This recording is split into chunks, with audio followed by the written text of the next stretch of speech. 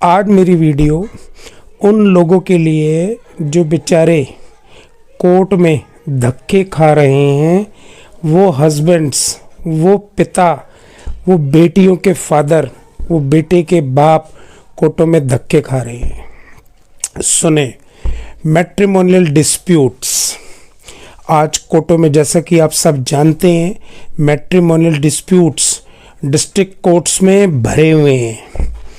1 साल से लेके 40 साल तक की शादियों के मैटर कोर्टों में सब्जुडाइज हैं, एडजुडिकेट हैं, पेंडिंग हैं।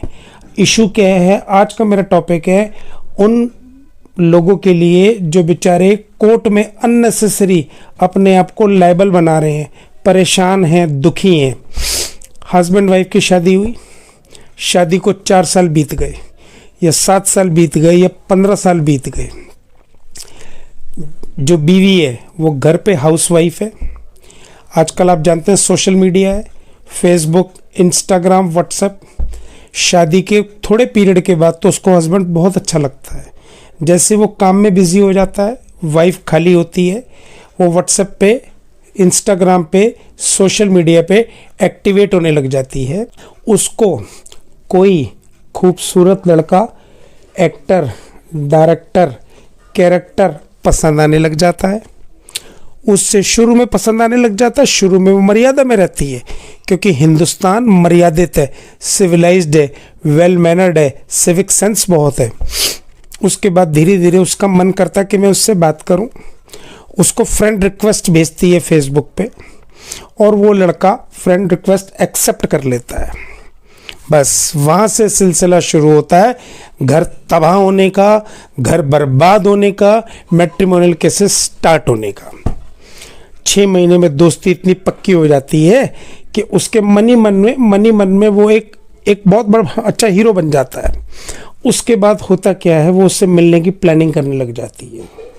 उसको वो अच्छा लगने लग जाता है, और अपना पति जो शादी करके आया है, जो उसके लिए मेहनत कर रहा है, कमा के खा रहा है, जो अपना पूरा जीवन उसको समर्पित कर रहा है, वो उसे बुरा लगने लग जाता है।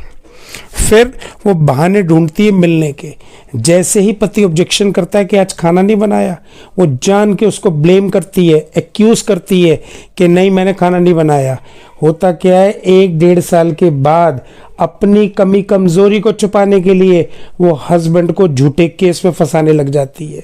वो बेचारा फंस जाता है, घबरा जाता है, डर जाता है, उस पर झूठे केस बना देती है। हमारे हिंदुस्तान की ये बहुत बड़ा दुर्भाग्य है, मिसफॉर्चून है। अनफॉर्चुनेटली वो झूठे केसों में उसको फंसाने लग जाती है।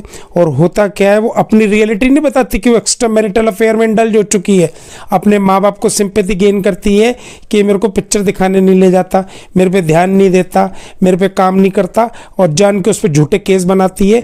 और वहाँ से मेंटेनेंस का केस शुरू होता है। अब आप सुने कोर्ट की कहानी। पढ़ी लिखी है, खूबसूरत है, इंटेलिजेंट है, अपनी मर्जी से शादी की हुई है उसने, मेंटेनेंस का केस डालती है। हस्बैंड को बेचारे को, जो घर में 2000, 3000, 4000, 10,000 तक खर्चे में गुजारा हो जाता है, उसको 20,000 में मेंटेनेंस देनी पड़ती है। ये मेरी वीडियो उन लोगों के लिए कि मेंटेनेंस नहीं देनी। क्यों? वो अपनी मर्जी से अफेयर चला रही हो, उसको पूछने जाने वाला कोई नहीं है। मेंटेनेंस में 125 CRPC में क्या लिखा है? Abled body, if she can survive, if she can earn, why उसको मेंटेनेंस क्यों चाहिए? Why she seeks maintenance? क्योंकि वो औरत है, क्योंकि वो बीवी है, इसलिए मेंटेनेंस चाहिए। और जब उस देखती है कि पति उस पर एलिगेशन लगा रखा, उसको पकड़ लेता है रंगे हाथों कि उसका अफेयर चल रहा है, वो उस पर कंडीशन लगाने लग जाता है। उसको कहता है कि तुमने ये गलत काम किया, फिर उस पर वो और झूठे एलिगेशन लगाती है कि तूने ये किया, तूने वो किया। दोस्तों, फ्रेंड्स, हस्बैंड्स, मैं आपको ये बता दूं कि अगर वो पढ़ी लिखी है और अपनी मर्जी से घर छोड़ के गई है, तो दिल्ली हाई कोर्ट की, सुप्रीम कोर्ट की बहुत सारी जजमेंट्स हैं जो ये कहती है कि उसको मेंटेनेंस नहीं मिलेगी। ये मेरी वीडियो बनाने के पीछे माध्यम ये है, उसको मेंटेनेंस किसी सूरत में नहीं मिलेगी। She is not entitled for maintenance under section 125 CRPC। इस बात को सोच लें, समझ लें। कोई भी पूरे हिंदुस्तान के जो पिता हैं, जो हस्बैंड्स है उनके लिए मैं मेंटेनेंस कर रहा हूँ, बच्चे से मिलने नहीं देती। बच्चे से मिलने का आपका पूरा राइट है, आप बच्चे की कस्टडी भी सीख कर सकते हैं, बच्चे के पूरे विजिटेशन राइट्स ले सकते हैं। वो बच्चे को मैनिपुलेट नहीं कर सकती।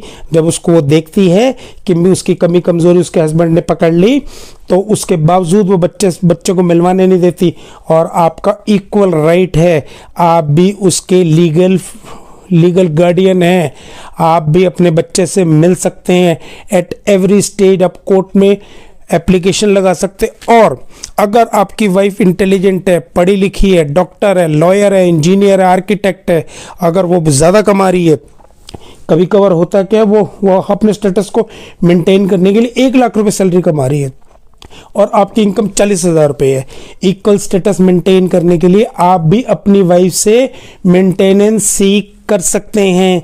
अगर कोई दुविधा है, कोई प्रश्न है, तो मैं advocate Anil Kumar Bansal elevate law firm से आपको ये गाइडेंस दे रहा हूं कि आप इस पे पूरी तरीके से वर्क करें। सोचें, विचारें, हिम्मत ना हारें। जय हिंद।